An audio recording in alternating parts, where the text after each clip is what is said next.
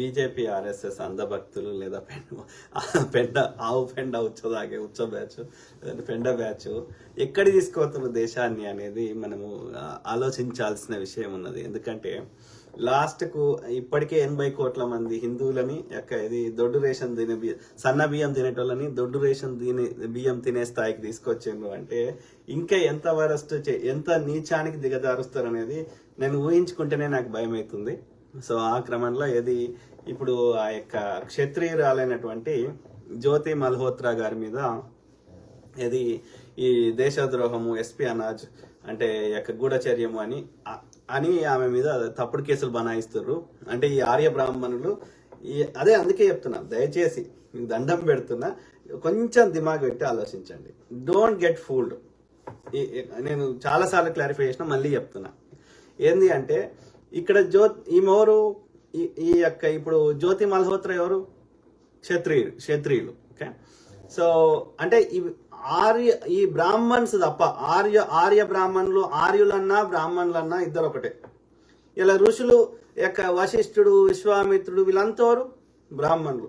వీళ్ళు ఎందుకు బ్రాహ్మణులు అయినరు? బ్రహ్మ ముక్కులకెళ్ళి వచ్చిన వాళ్ళు బ్రాహ్మణులు అయినరు. మరి బ్రహ్మ కిందికి భాగాలకెళ్ళి వచ్చిన వాళ్ళు ఎందుకు బ్రాహ్మణులు కాలేదు? నాకు అర్థం కాలే. సాధారణంగా ఈ బ్రహ్మ నుంచి ఎవరు వచ్చినా బ్రాహ్మణులు కావాలి ఐడియల్లీ కదా. బ్రహ్మ పదార్థం అంటే అట్లా అహం బ్రహ్మాస్మి. కానీ వీళ్ళు అట్లా కాదు, ముక్కులకెళ్ళి వచ్చిన వాళ్ళు ఏమో బ్రాహ్మణులు అవుతారు, మిగతాలు కాదు. సో కాబట్టి ఇప్పుడు ఆ జ్యోతి మల్హోత్రా అంటే క్షత్రియురాలు.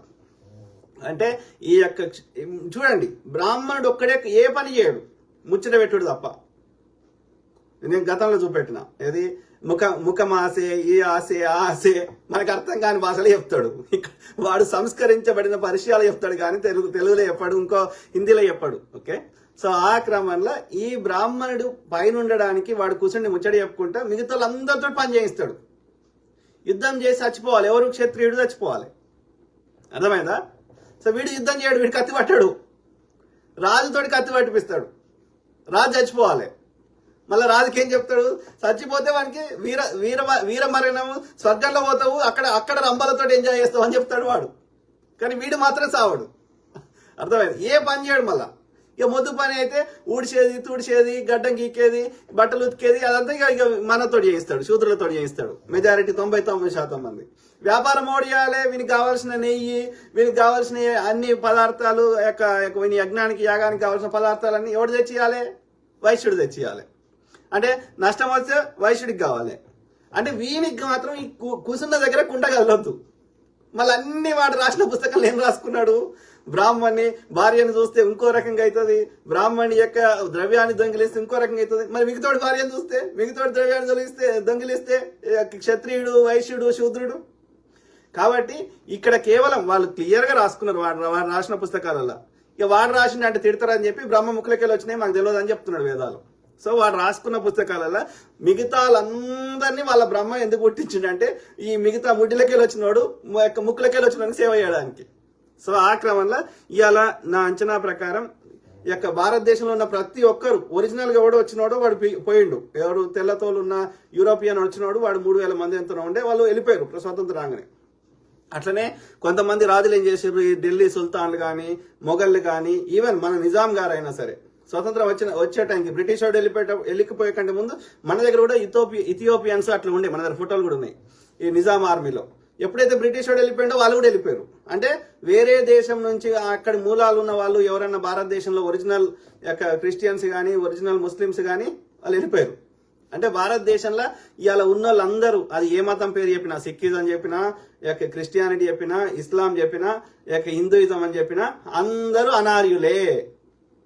Let's make it simple. ఈ బ్రాహ్మణుడు పెట్టే వివక్షను తట్టుకోలేక సిక్కిజంలోకి, క్రిస్టియానిటీలోకి, ఇస్లాంలోకి కన్వర్ట్. సింపుల్. ఓకే, ఎందుకంటే వీళ్ళు రాకముందు, ఈ యొక్క సిక్కిజం రాకముందు, లేకపోతే ఈవెన్ మీరు ఆలోచించండి, ఇవాళ అంబేద్కర్ గారిని మనం గొప్ప వాళ్ళు అంటున్నాము, పూలే దంపతులు అంటున్నాము, రాజా రామ్మోహన్ రాయ్ అని అంటున్నాము. కానీ మరి అంతకుముందు ఈ బ్రిటిష్ వాడు రాకముందు ఎందుకు అంబేద్కర్లు పుట్టలేదు? ఎందుకు పూలేలు పుట్టలేదు? ఎందుకు రాజా రామ్మోహన్ రాయ్ పుట్టలేదు? ఎందుకు లేరు చరిత్రలో? ఆదిశంకరాచార్యుడు అనేటోడు ఉన్నాడు తప్ప, లేకపోతే రామానుచార్యుడు ఉన్నటోడు తప్ప అంబేద్కర్ ఎందుకు లేరు బ్రిటిష్ వాడు రాకముందు? అంటే అర్థమైంది, ఇక్కడ వాడిని కొట్టగలిగే ధైర్య యొక్క ఇది బలమైన ఫోర్స్ కావాలి. అంబేద్కర్లకు లేదు, అంతకుముందు అంబేద్కర్ కంటే ముందు పుట్టిన అంబేద్కర్లకు లేదు అంత ధైర్యం. అట్లా ఎవరైనా రివోల్ట్ అయితే వాళ్ళు చంపేసారు ఈ బ్రాహ్మణుడు. అంటే ఈ బ్రాహ్మణ్ణి ఎదిరించే శక్తి అంతకుముందు లేదు. అంటే ఇక్కడ బ్రిటిష్ వాడి గొప్పతనం అది. బ్రిటిష్ వాడు వచ్చిండు, లేకపోతే ఈ ముస్లిం రాజులు వచ్చినాక వీళ్ళని ఎదిరించగలిగినాం, వీళ్ళని కొట్టే ఫోర్స్ వచ్చింది. లేకపోతే మనం ఇప్పుడు నాలాంటి వాడు కొట్లాడదామన్నా చంపేస్తారు. అంబేద్కర్ దాకా రానియరు, అంబేద్కర్ లెవెల్ దాకా రానియరు. కాబట్టి ఆ క్రెడిట్ బ్రిటిష్ వాడికి పోతుంది. వీళ్ళందరూ కొట్లాడడానికి వీళ్ళకి వెనక ఉండి సెక్యూరిటీ భద్రత కల్పించింది బ్రిటిష్ వాడు. అర్థమైందా? సో ఆ క్రమంలో ఏం చెప్తున్నా, అనాది నుంచి నేటి వరకు ఈ బ్రాహ్మణుని యొక్క మన మిగతా 3 వర్ణాల వారిని ప్రతి దగ్గర ఈ అనార్యుని నాటి నుంచి నేటి వరకు ఇబ్బంది పెడుతూనే ఉన్నారు. అది ఏ మతంలో ఉన్నా సరే. క్రిస్టియన్ అంటే అది వేదో ఆ యొక్క ఏది ఇజ్రాయెల్ అనుకుంటే పొరపాటు. వాళ్ళు కూడా ఇక్కడ ఉన్న వాళ్ళే. ఇంకోటి ఏంటంటే దరిద్రం ఏంటంటే, ఇప్పుడు సౌదీలో ఉన్న ముస్లిమ్స్ ఇక్కడ భారతదేశంలో ఉన్న ముస్లిమ్స్ ని కల్తీ ముస్లిమ్స్ అంటారు. వాళ్ళు కూడా వీళ్ళ మీద వివక్ష చూపెడతారు. వీళ్ళని ఈ వాళ్ళు ఒరిజినల్ ముస్లిమ్స్ లాగా. సో ఇది అంటే ఇక్కడ సేమ్. అంటే ఇక్కడ ఏమైతుంది అంటున్నాను నేను, భారతదేశంలో ఉన్న అందరు ఇవాళ ఒక ఆర్య బ్రాహ్మణులు తప్ప మిగతా వాళ్ళందరూ అనార్యులు. వీళ్ళని అన్ని రకాలుగా ఇబ్బంది పెడుతారు ఏ మతంలో ఉన్నా సరే. Let's make it simple. So ఆ క్రమంలో ఇప్పుడు జ్యోతి మల్హోత్రా అంటే ఆమె ట్రావెల్ విత్ జో అనే ఒక ఛానల్ ఉంది. ఓకే, ఆమె క్షత్రియురాలు. ఆమె ఇప్పుడు కాదు దయచేసి. ఆమె నేను ఎట్లయితే ఈ మన అన్వేషణ అనే ఛానల్ ఎట్లయితే నేను 2-3 years నుంచి ఫాలో అయినా, కానీ ఇప్పుడు అన్సబ్స్క్రైబ్ చేసినాం అన్వేష్ది కానీ ఒక 1 year బ్యాక్. ఎందుకంటే మనకి ఏ సబ్జెక్ట్ పాలిటిక్స్ మీద 1% అవగాహన లేకుండా మోడీ అది వీకెండ్ ఇది వీకెండ్ అని చెప్తే నాకు మస్తు కోపం వచ్చింది. నువ్వు ట్రావెల్ గురించి చెప్పుకోరే నాకు బాధ కాదు, మళ్ళీ రీసెర్చ్ చేయకుండా చెప్తాడు. ఆ ప్లేసెస్ కూడా ఆ హిస్టరీని కరెక్ట్ చెప్పాడు. సో కానీ వాడు ఏంటంటే వాడు డ్రోన్లు పెట్టి మంచిగా చూపెడితే అది మనం చూడలేం, మన అన్ని దేశాలు తిరగలేం కాబట్టి వాడు మంచిగా చూపెట్టి చూసిన మంచిగానే ఉండే స్టార్టింగ్ లో, కానీ తర్వాత చెడిపోయినాడు. సో అట్లా నాన్ వేషన్ కానీ, ఈ యొక్క వాండరింగ్ విత్ పెయింట్ అని గరిమా బక్షి కానీ, ఈ తెలుగు యాత్రి కానీ, లేకపోతే ఇంకా కొంతమంది ఇండిపెండెంట్ గా ఇంకా కొంతమంది యొక్క ఉమా ట్రావెల్ నేను పెద్ద చూడలేదు, రవి ట్రావెల్ కూడా పెద్ద చూడలేదు. సో కానీ ఈ యొక్క కొంతమంది అమ్మాయిలు ఈ యొక్క నార్త్ ఇండియాలో ఉత్తరాఖండ్ అట్లా యొక్క నేపాల్, ఈవెన్ వేరే దేశం వల్లైనా మన దేశం వల్లైనా, ఆ క్రమంలో అది చూస్తూ ఉంటే ఈమె వచ్చింది ఈ ట్రావెల్ విత్ జో అని. ఆమె ఈ పాకిస్తాన్ ట్రిప్ అన్ని చూసిన ఆమె. తర్వాత చైనాకి పోయింది. అది ఒకటి చూసినా కానీ నాకు అంత ఏం నచ్చలేదు చైనాది.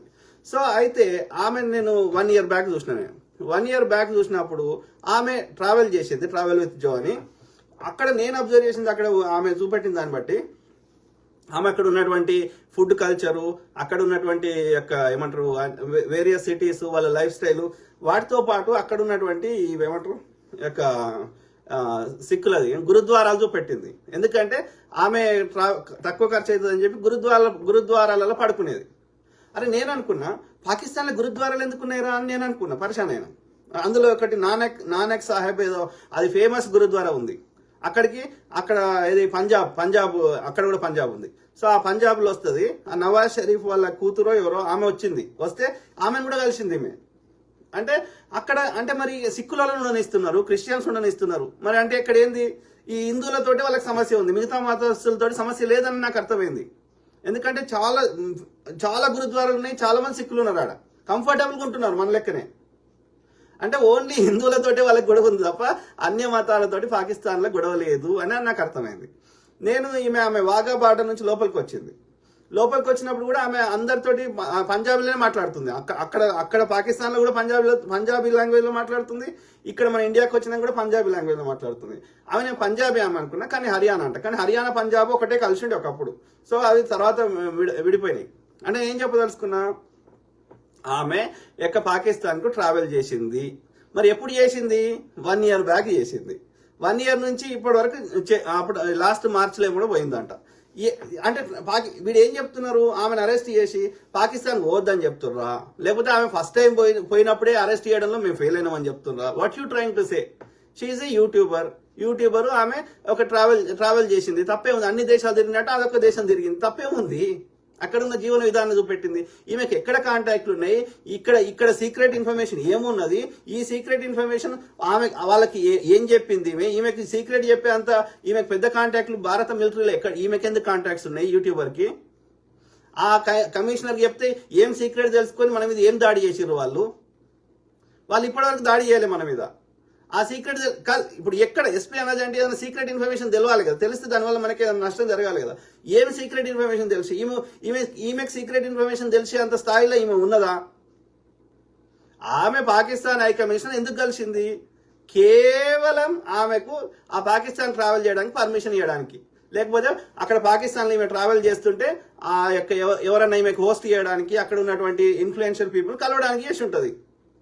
ఎందుకంటే అది హోస్టల్ దేశం కాబట్టి, మన శత్రువు లెక్క చూసే దేశం కాబట్టి, మంచి పరిచయాలు లేకపోతే మనకి అక్కడ ఇబ్బంది పెట్టే అవకాశం ఉంటుంది కాబట్టి ఆమె తన పరిచయాలను వాడుకుంది. దాంట్లో తప్పేముంది?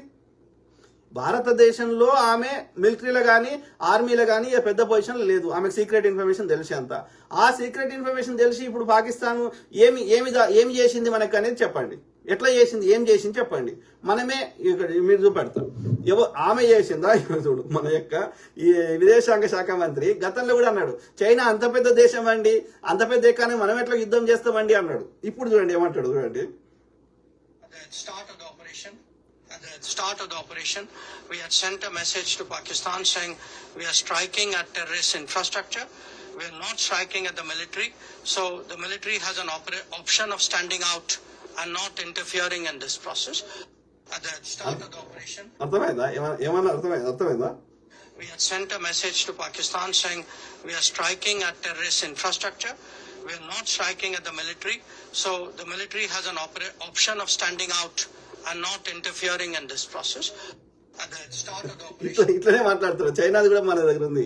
ఏది, చైనా అంత పెద్ద ఎకానమీ అండి, మేము ఎట్లా యుద్ధం చేస్తాం అన్నాడు. ఇప్పుడు ఏమంటున్నాడు, అలా సారాంశం ఏంటి అంటే, మేము దాడి చేసే కంటే ముందు మీకు ఇన్ఫార్మ్ చేసినాం, మీ దేశంలో ఉన్నటువంటి కేవలం ఉగ్రవాద స్థావరాల మీదనే మేము దాడి చేస్తాం కానీ మీ వేరే వాటి మీద దాడి చేయమని మేము ముందస్తుగానే పాకిస్తాన్కి ఇన్ఫార్మ్ చేసినామని చెప్తున్నాడు. అంటే వాళ్ళ భూమి అంతర్భాగంలో మనం దాడి చేస్తే వాడు చూసుకుంటూ కూర్చుంటాడా? వాడు అన్ని రాడార్లు పెట్టేసిండు, మనకి పోగానే వాడు కొట్టేసిండు, దెబ్బకి ఐదు పడిపోయినాయి విమానాలు.